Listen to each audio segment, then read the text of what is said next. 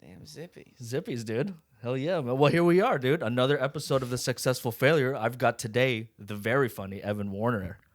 What's going on, bro? Not much. We were just talking. We're both from Hawaii, and I didn't know he was from Hawaii. He didn't know I was from Hawaii. So, same island too. Same island. So that's Same island. Yeah, you love Teddy Burger then, huh? I actually never been. You didn't go to Teddy's? No, I've never been to Teddy's. It's a burger. It's just a burger. It's like a teriyaki burger? Well, of course they got teriyaki. I mean, everywhere has teriyaki burgers. It's there. true. Dude, With the pineapple. They do pineapple here more than in Hawaii. I feel like it's like a more whiter, like mainland Hawaiian feel. Yeah, we make do. Us whites, we kind of make everything our own, don't we? Like the island. Yeah. Actually, I went to school with a descendant of the last Royal Hawaiian. No kidding. His name was Riley, white guy, blonde hair, blue eyes, and he had the Kilimanquea or some shit like that. It was the same last name as the last Royal Hawaiian. Okay, you want to put it over there? Just for aesthetic reasons. Hey, you're all good. So what school did you go to then? Because usually if you're part like Hawaiian, you go to like the top of the school type shit, like the kind of like natives do around here. Yeah, but I wasn't born on island. I didn't have any descendants, so I couldn't go to like Punahou or anything like that. Mm. So I was actually at a private school called Assets. Assets? Yeah, because I was dyslexic as fuck, and my parents wanted me to be able to read, so they sent me to a special no kidding, school. Dude. Yeah, I was bussed across the island. I have a bit in my stand-up about it because I have a twin sister. Right. Okay. And I used to ride the bus to school, and my mom drove my sister to school. I don't say that we went to different schools in the bit because that's not as funny. Right. But yeah, I used to have to go across the island every day so that they could hit me on the head with a rolled-up piece of paper until I could read. That's how Hawaiians do it, dude. That's how locals do it. This is actually a question because I've asked people out here, and no one can relate to this, and I don't know if it's a Hawaii thing or just a specific to me trauma thing. Uh-huh. But when you went to the dentist, did they used to strap you to the table? No, because I had an aunt who was like a dentist assistant, so I had like a family member. Okay. But I do remember a lot of the times having to go in there, and like as a kid getting your teeth pulled that much, it was traumatizing, man. Yeah. Just period. Well, I mean, it's different when they strap you to the table. I wasn't even a squirmer or nothing. I think they just didn't trust me. No kidding, man. Yeah, it was weird. Did you never see the straps on the... It was so built into the chair, it was crazy. I don't remember, no. It was like... You know how they have that lead thing they put on you? Yeah. That has that weird tan material? Right, yep. It was that, but it was part of the chair, and then it would Velcro to itself, but it would Velcro all the way around you, so you couldn't fucking... Dude, no way, man. Get out. No, I don't remember this. No, I never... But, like, why would they be afraid of my arms when they're putting their fingers in my mouth? Like, I can do more damage there. That's bull. You really didn't get strapped to the... No, so it's not a Hawaiian thing? No, I never got strapped. I don't remember that. I mean, it vaguely sounds familiar, but I don't want to confuse it with like a movie I've seen or something. You know what I mean? I mean, people DM me if you've been strapped to the table because I haven't found anyone else that's... I need to ask my siblings. If they've been strapped? I haven't asked my siblings if they were strapped. I'll ask my cousins because I still got family over there. Yeah? Yeah. On my dad's side, all my family's over there. Fuck yeah. Yeah. Fuck. Yeah. So why was your dad out there? Because you were born out there. My dad was born in the Philippines, but at like 10... my grandma took the whole family to Hawaii, and that's where he was raised, basically. And then my mom and dad met in California in their 20s, and then they moved back to Hawaii after like 3 years of dating, I think. And are you full Filipino or are you mixed? I'm full Filipino. Full Filipino? Yeah. From what I know. I don't know if there's any Hawaiian in me. Obviously, there's Spanish and stuff like that. Spanish, but obviously. But. I'll call Kaikoa. We can get Hawaiian in you today. Do you love Hawaiian food? Oh, yeah. Yeah? Oh, yeah. Kailua pork and shit? Yeah. Where do you like to go out here? I don't. No, not here. Yeah, no, you know what? If I'm finding Hawaiian food, it's coming to me. It's natural. I don't seek anything out, especially food-wise. No way. I'm not a food guy. No? Nah. I don't know if you can tell that by how skinny I am. I eat one meal a day. No shit. Yeah, about. What does that meal consist of? I'm going to get panda after this, and that'll set me for the day.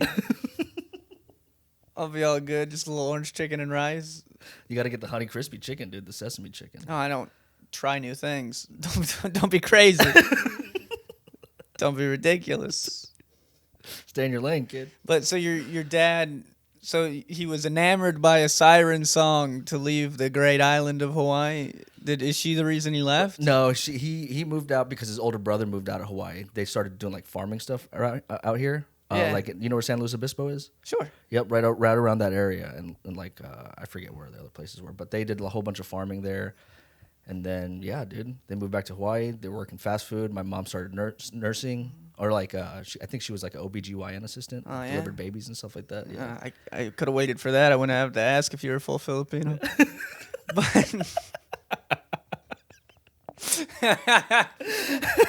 fucking love it. Fucking love it. Dude. Well, since we're going there, dude, I saw you at the fucking roast battle. Man, last Wednesday. Yeah, you sat front row. Yeah, I've man. never seen a comic sit front row of any show ever. Well, honestly, I went because I know we can go there for free and stuff like that, but I just feel weird. I just started, so I don't want to, push any buttons. So I was just and my girl was with me, so we were just like, all right, we'll just come go see him. Had you seen the battles before? That was my first roast battle. I've seen the Comic Wars. Yeah. Well, good thing you've seen Comic Wars because that was a fucking rough night of battles. That was rough. That was probably one of the worst nights of roast battles I've seen. Really? Oh yeah. Yeah. Oh fuck! Every battle before Guam and I bombed. Yeah. And what's frustrating about that is I do a lot of jokes that aren't like classic roast structure. I do a lot of like more slow burn type joke, like weirder jokes too. Yeah. Which you can get away with if people already have the roast battle itch scratched. But they didn't. So I was like, I got to do you look like jokes now. Like I got to do classic shit. I see. Wow, that's interesting. Because they haven't even got what they came for yet. I can't play with the system if they haven't got what they want yet. That's interesting. I didn't know that there was a dynamic to that. Because, I mean, you think roast battles, you just think two people roasting on each other. You know? Oh, you there's don't think so that there's much like to it. A cadence or for it. There's so much strategy involved. It's like any other competition. Like every battle's going to be... I approach every battle differently based on who I'm going to be battling. Like with Guam, I know Guam doesn't do rebuttals. Like I've seen Guam a lot. He doesn't do rebuttals. So I didn't have to worry about that at all. Like I knew he wasn't going to have any clapbacks that were going to really get me. Because he does his 5... Like, if you notice, you probably didn't even notice when you were watching that battle, but I did 6 jokes. And he only did 5 in the main battle. Mm-hmm. Right. Because I started and I did the last joke in the battle, and then Guam was like, that's 5. That's right, yeah. And his jokes all killed. I mean, it's nothing against him. Right, yeah. It's a good strategy.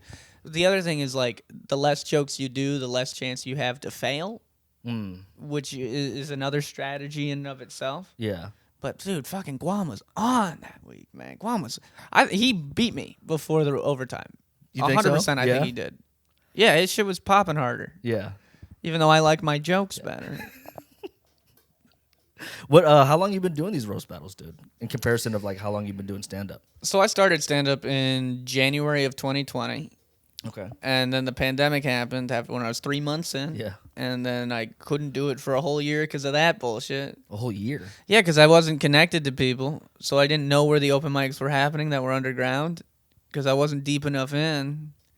I also started with the girl I was dating at the time, and that kind of got in the way too because she'd bomb and I wouldn't. She'd be mad at me. You know how women are. But that it really got in the way. Sorry, I'm going to silence my cell phone because it went off. Do your thing. Let me double check here something real quick because I am fucking aloof sometimes with technology. Yep, we're good. Yeah, we're rock and rolling. I don't know. Do you think you could date a girl and do stand-up with her at the same time? I don't know. But honestly, dude, my girl doesn't do stand-up, but I feel like ever since I started, she's just gotten more funnier than me. Oh, yeah? Yeah, dude. Like some of the stuff that she'll say, just like these little one-liners. I'm like, how the fuck, dude? And then I'm like cracking up. What'd she say recently? Fuck, I don't know, dude. I'm fucking always high. But they're pretty good. They're pretty good, I'm not going to lie. I'll try to encourage her to go, but she won't go. But I don't know. I don't know if I could ever... I don't know. I don't know if I could date a comedian. I mean, if my girlfriend were to do it, I wouldn't mind. I started comedy with the girl I was dating, but it takes so much for me to date a girl in general, like to actually be like, oh, I'm gonna fully date you. That hasn't happened again. No, it just hasn't. My girlfriend now, I just moved in with my girlfriend. Oh, congrats! I'm so in love with that girl. It's good for you. How long have you guys been dating? A week. No, I'm kidding. All right, she's already in. She's already in the house. I love her. Get married. Insane. She's already married, but they're getting a divorce. So that's cool. You're being serious? Oh yeah, she's no married. Shit, dude. Yeah, you know. Still adult married? life gets dicey. Well, they're separated. They're separated. Okay. It's not like crazy, but it is. Well, it depends on what your definition of crazy is. It's still a sin. It's still a sin in God's eyes. It's still one of the adultery is one Adultery, of the, yep. That's one of the important ones, right? Well, maybe not for you. Well, yeah, I guess for you. For me, Not for you, but not it is for kinda you, you godless. That's funny. I was talking to a girl at a bar recently. Mm-hmm. I was gonna tell you because I'm not gonna do it on stage, but it was a funny thing I said to someone. So this is a good outlet for it. Perfect. There was this girl that was like very aggressive in the way she talked, and that bugs the fuck out of me always. Right. Yeah. But it somehow got to a point at the bar where she was like, "These tits have won awards," and I said, "For what competitions?" And she said, "What T-shirt?" And I said, "Local." And she didn't get it at all. It's like she didn't know I insulted her. She's just laughing at it. She said, "Yeah," and I was like, I can't talk to someone with that level of stupidity. Well, not stupidity, because I'm sure she's good with a calculator, but like there's no. I don't know, what's the word when you like know yourself in conjunction? I can't believe I'm forgetting Self-aware? Self-aware. Self-aware, yeah. Which I'm not enough to know the words, but she's not self-aware. Yeah. I don't know. How many times have you been insulted to your face and not realized it? Me, probably a lot. Really? Yeah. I'm very not aware of what's going on. When's the last time that happened? Probably within this conversation, I'm assuming. Oh, no, you've caught it every time. It doesn't even deny it. No, you've been pretty on top of it. That's fun. What, is that like do people tell you afterward? No, I just kind of, I don't know what it is, dude. I'm very like, I'll hear something and then I think I have really bad hearing. And throughout my whole life, I always hated asking someone to say it again. So I'll just kind of giggle and walk off. And no one ever comes up to you and goes, "Hey man, that was pretty fucked up." Yeah. Like what that guy said. It happened more in like high school and shit like that, but not my adult. Now life. No one's got your back. Yeah, no one's got my back. That's the thing. Dude. Now everyone's just fucking with me. I'll tell you every time someone insults you now. And you know what? I'll make a big show of it. Perfect. You'll walk away giggling and I'll be like, "Hey Jazzy, you gonna stand for that shit? You gotta hit this guy." Going back to you starting stand up. How long did it? Were you always kind of like because how long you been doing basically the roast battles? Now? The roast. Yeah, you asked me that earlier. I totally forgot about answering it. I started the roast battles. That's a good question. I've been doing it for a long. I've done probably 16 at the Comedy Store. Oh wow, I've done a fair few. I think my score, like my thing is 14 wins, 4 losses, and 1 tie. No shit. But I could be, and that includes 1 Jam in the Van battle and 1 Mothership battle. That's right, the Comedy Mothership, dude. Yeah, that was wild. How was that? Let's talk about that. Coolest thing I've ever done. The first time I got to see the main room was when I was walking on stage, because they wouldn't let us watch the show, and they kept us like relegated to the like the Mitzi bar. Like they weren't letting us wander anything. It's a very, very security heavy club, which makes sense. It's Joe Rogan. Yeah, exactly. But like, so the first time I was walking through the back curtains of the Mothership and just seeing this fucking like Coliseum level audience, type feeling, it was insane. Yeah, it was crazy. Biggest crowd you've been in front of, or? I mean, probably for stand up. Bigger crowds and riots, but for stand-up, for sure, biggest crowd I've done. I mean, it was insane. Yeah, dude. Dude, I said, one of the jokes I did against this guy, and this is the level of how much they love comedy out there. One of the jokes I said was, doesn't this guy look like when he eats corn in the cob, he also eats the cob? Like, that's such a bad joke. And it landed. No shit. Like Everyone with loved half it. the room. Yeah, everyone Not loved it. everyone. Yeah. It's still a bad joke. Yeah. But that's one of my favorites I've done. How is the comedy scene out there compared to LA? Because obviously I'm only 2.5 months in. LA is like, from what I hear, is either New York or LA, where you kind of have to kind of go through those growing pains. And A little bit. It's actually pretty bad to start in LA. Because LA is a showcase town. So you can't really get longer sets here. I see. Everything's about 5 to 10 minutes, 15 if you get in good spot, like really good spots. But I mean, fucking look at the headliner. The headliners are doing 15-minute spots out here. That's true. Like, and Santino does 15 minutes at the store when he does the store. Like it's not a place to really. You should be good before you come here. But that's the thing. That's the other double-edged sword about it is if you're good before you come here, then you got to start over. But that's any scene you move into. It's like a fucking whole new start. New York's better because you can get more time more consistently. Because you can hop on shows, you can get just more time every night. There's just everything is so far away here. Right. It's hard. Like if I'm lucky, I can do 5 open mics in one night. 5? Yeah, when I was really going hard at just grinding out material, that's what I was doing. I was getting 5 every night, but it's lessened now. Like I don't think I could do that right now. How come? Because there's less mics. Like there's a big boom right after the pandemic ended. And to answer your question, so the evolution of my stand-up journey was the pandemic struck when I was just getting really into it. Okay. And I didn't know anyone else doing stand-up. That girl I was dating with, we broke up during the pandemic. Probably one of the best things I've done was having that end. Yeah. Yeah, for a while there, I was definitely attracted to women that made me feel bad about myself. Who doesn't like that? And it took me a long time to nip that one in the bud. Because now I've been dating this girl a week. We live together. No, I'm kidding. We've dated for much longer than a week. To clarify, I realized I never answered that. I don't like answering questions, only getting them. And asking questions back. Yeah, Answers. absolutely. But so the pandemic ends. Well, not really, but in April of 2021, the HaHa reopened. Mm-hmm. And the HaHa used to do mics every day.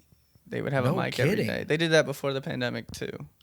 But they would have like even before the pandemic, they were trying to do 2 most days. So it'd be like shit, dude.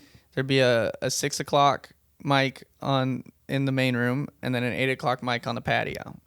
So wow, you try to just grind that out, right? And because it is like it's a lower tier club, but it's still like a legit club in LA. So I started going there when it reopened, and then finding other mics by talking to people at that mic and going around. Like, it's a lot of fucking just ear to the ground shit. Yeah. When you're doing stand-up. Because there was before the pandemic, the Comedy Bureau was awesome. Comedy Bureau, never heard of this. It's a website. It's an LA open mic list. Okay. But when the pandemic happened, the guy running it, super sweet guy. I can't remember his name right now, but I know him. Great guy. The Comedy Bureau was very good about having every mic, but when the pandemic hit, he was super scared of the pandemic, so he just wasn't putting mics on, and he got kind of selective, and I think that made it so people didn't have as much trust in it. So like no one really uses it anymore, and no one really like submits their mics to it the way they used to. Because now people use Ian Ira Russo's list. Yeah, that's what I got. The very first fucking open mic I went to, they were like, "Go to this website," and I was like, "Oh, okay, cool." Yeah, and I mean it's a pretty good resource. Like you're still better off ear to the ground, grassroots in it. Okay. Like being like, "Hey man, what mics do you go to?" That shit's always better. Right. But Ian has what, like 5 mics a day listed on that? Dude, more than that. There's like almost over 10 a day. It's fair. Yeah, but I mean, like, realistic, you can't hit all of them, and some of them are shit mics. And got it. That's everywhere. Yeah. But so I came back. It was a mic every day at the HaHa, and I was going every day. And they didn't have a host for the Wednesday, so they asked me if I wanted to do it since I was coming every day. And I was like, hell yeah. And then I've just been hosting that since. No kidding. So now that was April of 2021. It's some month in 2023. Yeah. So probably a little over 2 years. Yeah. Over 2 years. So it took you about, a year to get the hosting gig? I mean, that's chronologically sure, but not of experience. How many of experience? Because it was probably 3 months on, and then within like probably a week and a half of me returning, So it's probably like under 4 months I was then hosting a mic. But you were doing just open mics, right? Like you weren't doing improv mics or anything like that? No, not really. I did improv in high school and stuff, which helps for comfortability on stage. Right. But it's not the same. It doesn't scratch the itch that stand-up does. Yeah. Because I'm at that point now where I'm just like, I'm really focused on going to more open mics than I am improv. Because the improv was just for me to get comfortable. I didn't know you were an improv guy. Like improv mic? Or I'm not even like an improv thing. Oh, no, you meant like mics. improvisation Yeah, mics? Yeah, like at the fourth wall, basically. I like a lot of the fourth wall mics because they feel like you can really go in and work material. But, I mean, always prefer a show. Yeah, exactly. You were, let me see here. What is your process like in terms of how you write and stuff like that? Like, will you just come up with a topic and then just go? Because I remember when I first met, one of the first times I met you, you were just like right on stage. And that concept was fucking wild for me. You're just like right on stage. How the fuck do I do that? Well, so I do that a little bit. I mix and match a lot. But my main strategy is I brainstorm all day. Like anytime I think of any idea, I write it down. And then whenever I go on stage, I put up the idea the way I wanted to in my head, and then I let it breathe, and then I form it from there. So that way it's more how a lot of times when I'm putting up material for the first time, I don't care how people are reacting to it at all. It's just me listening to it. No kidding. Okay. Because I know and it's like if I'm committing to material, I'm committing to say this hundreds of times, I have to like it. Right. I have to believe in it. Right. Because how many jokes do you have that you're like, I don't like that joke? Basically all of them. Yeah, so you got to keep writing new ones. Yeah, exactly. Yeah. Exactly. You can't. I don't want to be stuck with something I don't like. Right. I don't like to say. Because that was something for me hard to get over, especially right now too. Just like saying a joke over and over again, especially around the same people. Oh well, you gotta though. Yeah, I don't know how to get over that right now. I'm doing it. You know what I mean? I'm growing those calluses. Yeah. Right. Like to like the whole bombing thing. I got over that, which is liberating, bro. I couldn't even tell you. And you shouldn't be telling the same joke the same way to the same people. You should be doing it different ways. The same joke, different ways. You see which works best. That's how you make your material stronger. Is like you should be counting each individual tag as a separate joke when you're editing. Because one tag that works, if a tag works 1 out of 5 times, you should cut that tag. Right. Okay. Like you should only be doing that tag if the audience is already fully on board with you. Because sometimes you'll have an audience where you're like, oh, I could fucking make a fart noise into the mic and they'd love it. I'd love it. Like, I wouldn't. Yeah. But like if you know what tags have a low batting average, you should treat them like that. That's a good way to put it, dude. Shit. Yeah, I mean that's like the whole thing of editing. That's why people record themselves. Right. I'm not good at that. No? I'm more spiritual with it. Yeah? And then you just remember what you say and stuff like that? I remember what I say, and I remember how it feels, and how like it kind of bounces off the audience. I like that. For me, it's more of an energy game than anything. Because at the end of the day, as a comedian, you're not being hired to tell jokes, even though that's like what's in the job description. What you're really being hired to do is entertain people and make sure they have a good, engaged night and that they buy drinks. That's what the job is. So you can't be selfish in the way that you perform.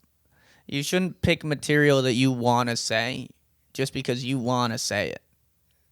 But there's a lot of guys that are really good at that. But I think as far as the professionalism side goes, you should be trying to pick jokes that you think that specific audience will like and have fun with. Like, if you have Mike Muratori go before you, have you met him? No. Crass guy. I love him to fucking death. His name is the Serial Killer Comedy. He's just the most raunchy, heinous dude. He's fucking awesome. Love it. But if he's destroying with that, I'm not going to go do one-liners. I'm going to do some more Raunchy fucking... shit. Not in the same vein, but like raunchy with my brand, because people don't want to see the same comic twice. Right, yeah. Okay. But, you see what people like, and then you do what they like. I was talking to a comedian, and he was saying, he's fairly new as well, but he was saying that finding his voice, it was like talking about that one thing, and with him, it's Mike Bassano. I don't know if you know him. I don't. But he was saying that what he talks about where the audience reacts most to is bad relationships. Is that something like the brand that you're talking about, where you're not necessarily talking about one thing, but your whole brand encompasses that?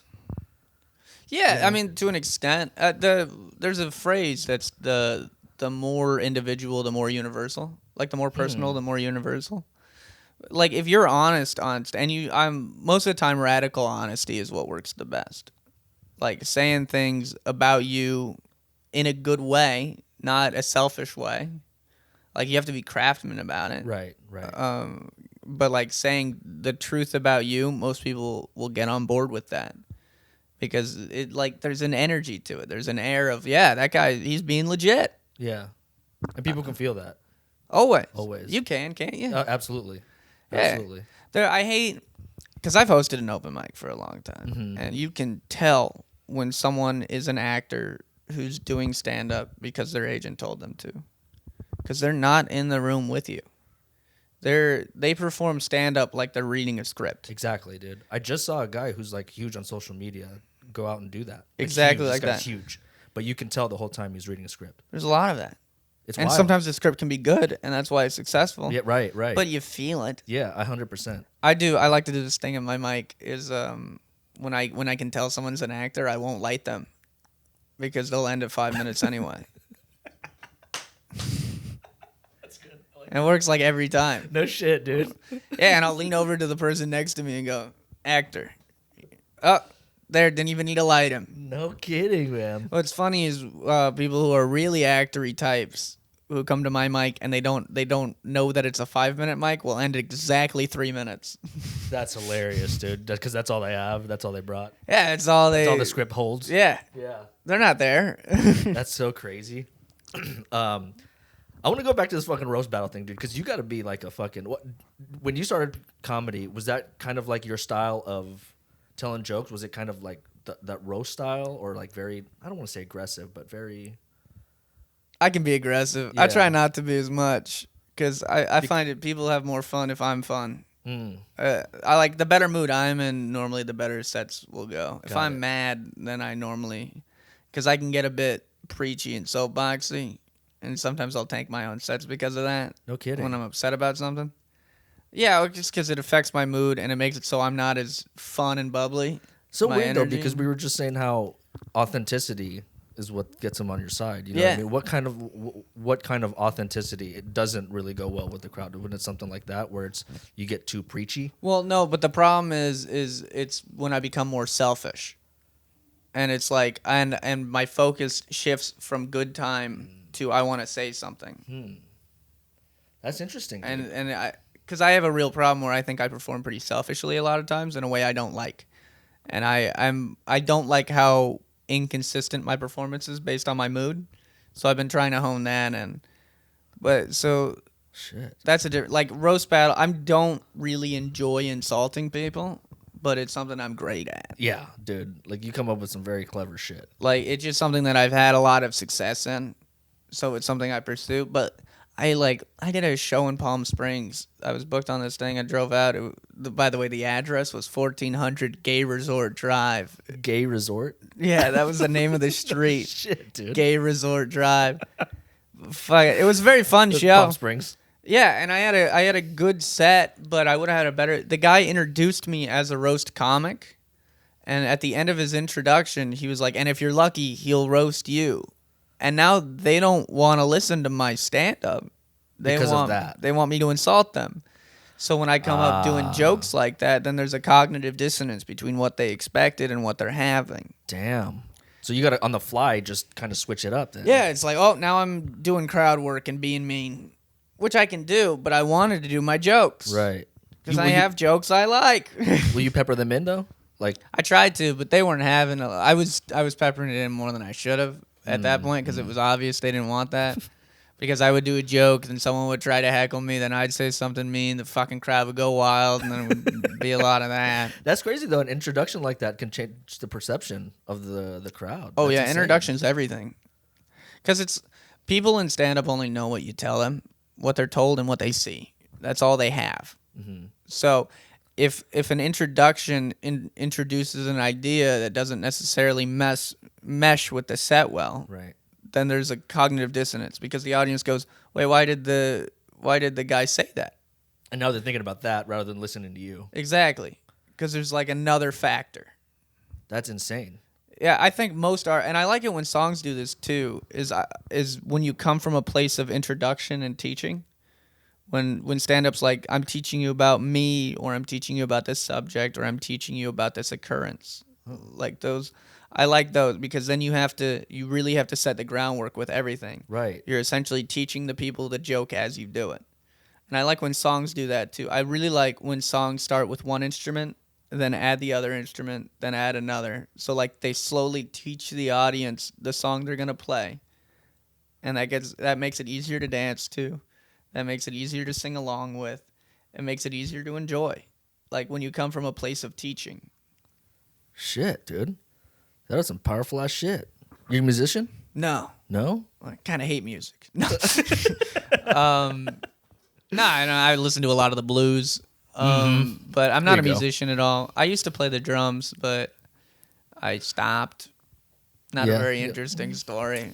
Sometimes it happens, dude. I used to have a drum set above my bed when I was in high school and stuff. No kidding. It was like I had a queen size bed, and then like about 2.5 feet of sleeping room, like I was on a naval ship, and then a platform suspended by chains with a drum set on it. No shit, that I built dude. with my dad.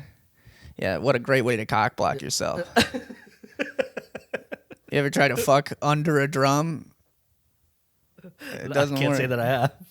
And it had crown molding on the side so that it would look nice. Yeah. But sometimes if you got into bed and your back was too up, that just grinded every piece of your spine. Oh, fuck, dude. Fuck. It was awesome, man. You do carpentry, right? I am a carpenter. That's what I do for monies. No shit, dude. I've actually been being paid for shows recently, which is weird. You have been, or? I have been. I don't ask. Sometimes they'll just be like, "Hey, what's your Venmo?" And I send it without any questions. How many shows you been doing recently? A week? I've for a long time I've averaged 2 a week, for a very long time. Sometimes it's more than that. Sometimes it's less. But because sometimes I'll do like 6 in a week, and sometimes I'll do like fucking none. But whereabouts are you getting these shows? All over. People reach out to me. I'm not good at asking. I think I'd be further along if I was better at asking. But I like Palm Springs has always been fun. I've done San Diego. Okay. I do Thousand Oaks pretty consistently. No kidding. Yeah, I like Thousand Oaks. I did Austin, but that was more of like a one-off. I mean, not really. I'll do it more in the future, but it wasn't connected to anything else really. I've done stand-up in Savannah, Georgia, but that was only open mics. Got it. Like on vacation? You were out there? Yeah, my parents built a house in South Carolina. Oh, sure. You're from a family of builders then? Well, they paid somebody to build. Oh, okay. My parents are pretty well off. Yeah, okay. Yeah, they don't really share it. But it'd be so much easier if I was a trust fund baby. I work for my money like a fucking idiot. Carpentry, though, that's pretty cool, dude. That's very different in the L.A., you know what I mean? Like people are building so much shit out here all the time. Yeah, that's true, actually. That's very true. It is different to have a blue collar background. When I talk to a lot of comics are pretty useless. I don't know if you notice this. A lot of them don't know how to do anything at all.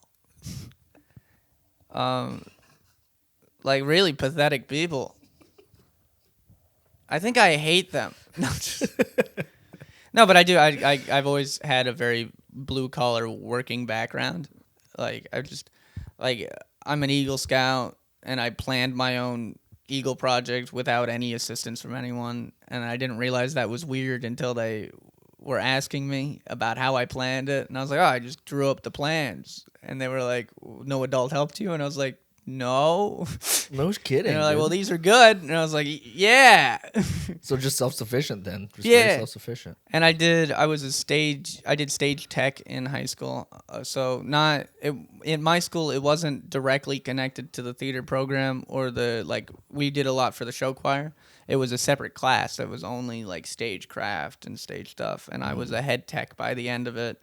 Like I was constantly building stuff, rigging stuff, doing all that. Shit, More of like dude. a workplace type gabbing situation. That's always what I've been. It's like for me, it's always been I'm working at the same time I'm hanging out with people. Right. Okay. It's kind of always how it's worked. That's wild, dude. How old Kind are of you? weird. I hadn't thought about that before. I'm 23. Jesus. No kidding. Yeah. So I do carpentry. I worked at the movie theater for a while, and then there was a year where I was hired to be in someone's entourage. For real? Yeah. How was that? Oh, I woke him up, and he paid me, and I would mount a lot of TVs for him. No shit, And man. sometimes he'd be like, "Let's do Molly and go to an EDM concert," and I'd be like, "Days work." Like that's really what it was for a whole year, and that really enabled me to pursue stand up full time. And that's the really good way to get good at stand up quick, because I know that's essentially really what you're asking. With this podcast, Right. Yeah. It's what I've gathered so far. It's just do it all the time, and I've already told you that. Yeah. And it's for me, it was hosting a mic every week consistently. It was consistent host spots, and hosting's different than stand up. Right. Yeah. Because it's way more energy based. But once you get good at hosting, it really translates well to stand up. I see. So consistently doing that, and then fucking just grinding out mics, just getting up as much as you can, and just consistently trying to get better. And you're not going to get better if you're not doing your best every time. Right. Yeah. Just strive to do and your best doesn't mean the best you've ever done. It means the best you can do in that moment. Because sometimes there's outer factors that you're not prepared to handle. Like, how many times have you been heckled? Actually, not once. Not once? Not once. So you're going to do dog shit when you get heckled the first time. Probably. Because you don't know how to deal with it. Right. True. Yeah. But then the next time you get heckled, you're going to do a little better. Yeah. And you're going to do a little better. Right. And that's what it is. How do you handle heckling? I come from a roast background. Exactly, dude. So it's a lot of pointing out how stupid they sound for me. I had a girl at the show. I just did a show in Thousand Oaks last week, and there was a girl who kept talking to me, and I wanted to do. I have a joke about pansexuals, so I introduced it by being like, I'm bisexual, but my friend's pans. But when I did it, a girl wooed who had already been talking to me, and I was like, you gotta stop. And she's like, no, that was my sister this time. And her sister wooed, and I was like, what, are you gay? And she's like, what, do you want me to be? And I was like, yeah, so you'd stop talking to me. Like, it's a lot of that shit. And then I asked him, I was like, are there any gay people at your table? And they all pointed to one person, and I was like, you guys would be horrible in the Holocaust. Like, it's just shit like that. It's just you're ebbing and flowing with them. God damn, dude, those are quick though. You got. I mean, it's just a lot of that. The in the moment stuff is just trusting yourself. Is like, because I'll start sentences in life and on stage. I have no idea where they're going. Damn, dude. But it's just like a factor of you put in the time to get the experience so that you can rely on the experience. Right. I was just gonna say that was something you just learned doing the stand up. Yeah. The ebbs and flows thing. Yeah, you just get better. And those aren't necessarily very like original type things to say to people. Right. But in the moment when they're baked in with an in the moment special effect, people really like that shit. I had people coming up to me for a few days after that show complimenting my crowd work, and I was like, I don't even like doing crowd work. Damn, no kidding, man. I like doing my jokes. Yeah. Yeah. I work hard on writing my jokes. I want to do my jokes. Yeah. How long does it take you to get like a joke from creation to where you can feel like it's show ready? It's different with every joke. Sometimes you write it and you're like, this is fucking banger. And other times you'll hold on to it for like 6 months and it'll never really work. Damn. You got to get rid of it. Yeah. That happens all the time. It's like, I don't know. Have you ever read the book, The War of Art? The War of Art, yeah. Yeah. Yeah, dude, yeah. That's like the thing about that. You feel like the muse is writing through you, and sometimes you don't. So it's like sometimes there's a joke that you wrote, and it's shit. And other times it's a joke the higher power wrote through you, and it's fucking awesome. Yeah. And you're like, I can't believe I have this. This is great. But then other times you're like, God damn, this just won't fucking work. And it's about me. Yeah. People don't like me. No. I find myself there a lot, where it's just like I'm telling jokes about myself and it just never fucking works. Well, you're just not telling them right yet. Yeah, the wording is where I'm really struggling with, like puzzling, like what order the words go in. It's where I'm really struggling right now. How but much I think do you I know just gotta about do joke it. structure? How much do I know? To be honest with you, probably just the basics. To be honest with you, Just set up punch. yeah, that, yeah, pretty much. You should read some books. Yeah, There's books. What kind of books do you think I should? I don't know. I read? haven't read any. I'm good at stand up. No. But Jerry Seinfeld has a book. Yeah, is this anything? Something like that. He has a Yeah. fair few. Okay. Jeff Ross has a roast battle writing, like a roast joke writing book that talks about that. Roast structure is very basic, so it's like kind of a building block with joke because it is classic setup punch.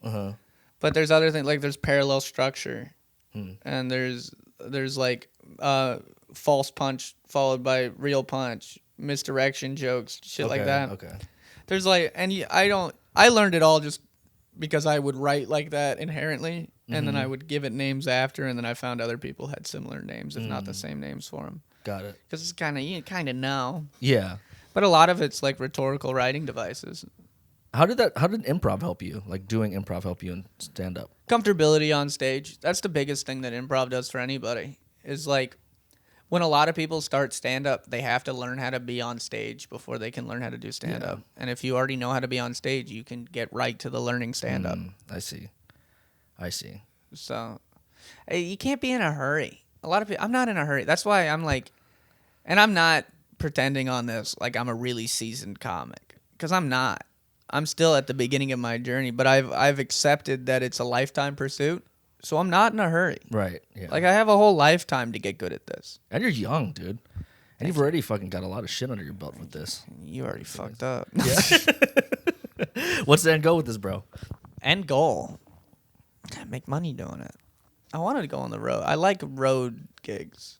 That's my favorite thing, is going somewhere to do stand-up. That's why I want to be a road guy. Like, a lot of people have the acting bug and all that, and I do acting, but I don't love it the way I love stand-up. You know? Yeah. I'm not using it as a vessel for something else. I see.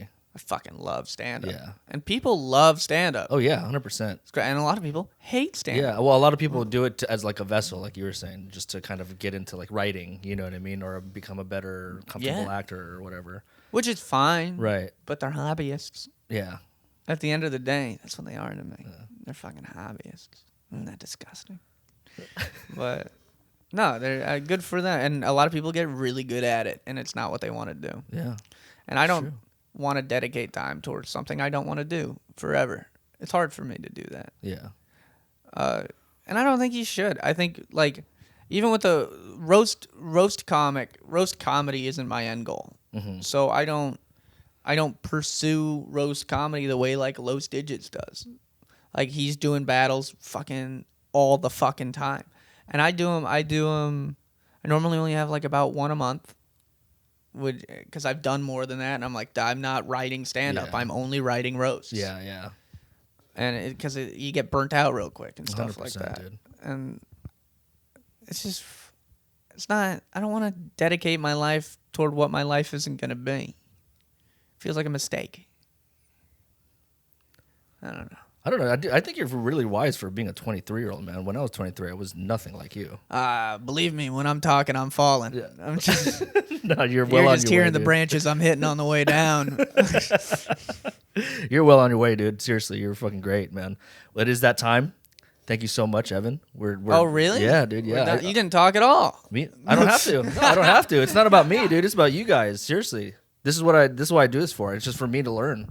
Honestly, and you gave me some great gems today, bro. Seriously, no, some really good gems today. I appreciate it. I talk out of my ass a lot, but I do a lot of thinking too. Yeah. You like to do any drugs or anything like that? Like, I'm off everything now. Yeah. How long you been sober?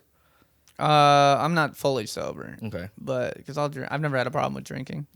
But like off the hard stuff since fucking December.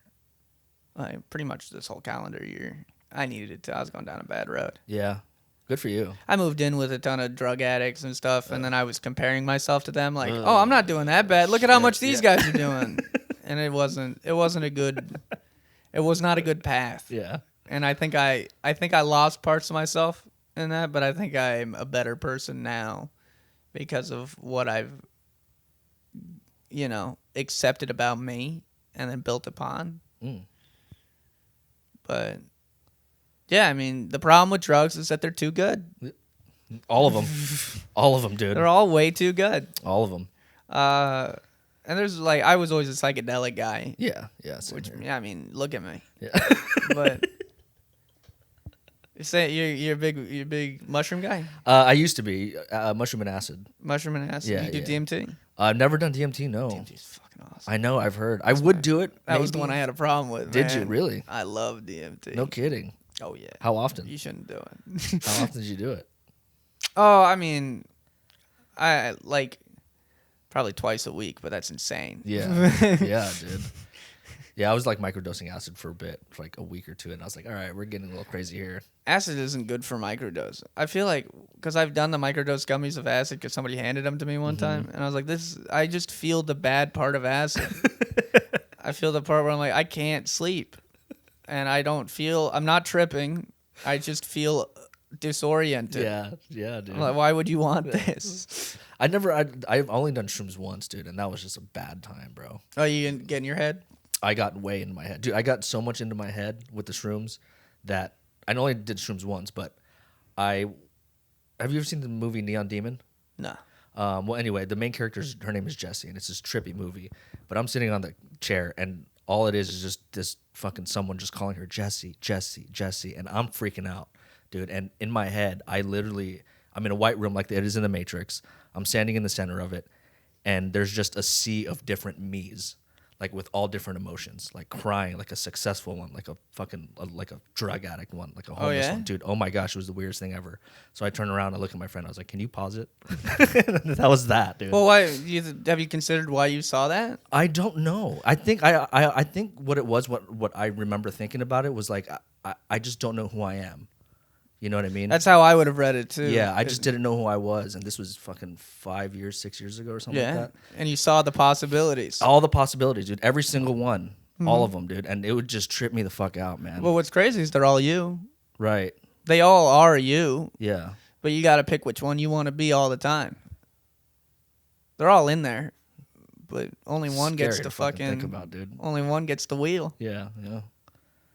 At a time. Yeah. Yeah. That's a trippy thing, dude. I haven't done it since. Yeah.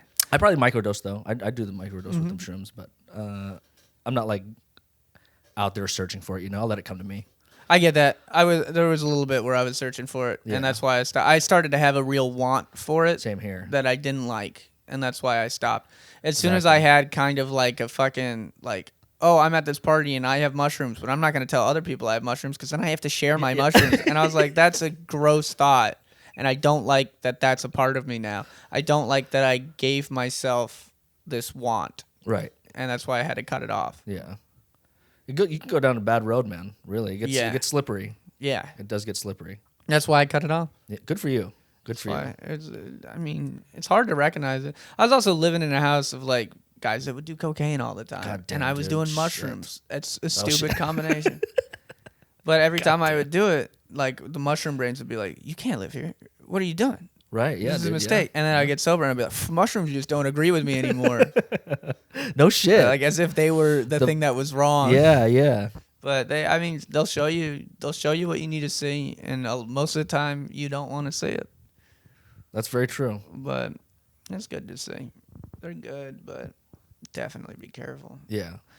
Like I think it takes like a month to get the psilocybin fully out of your system before you're like ready for another trip. Holy shit. So it's like you should really only be doing psychedelics once a month.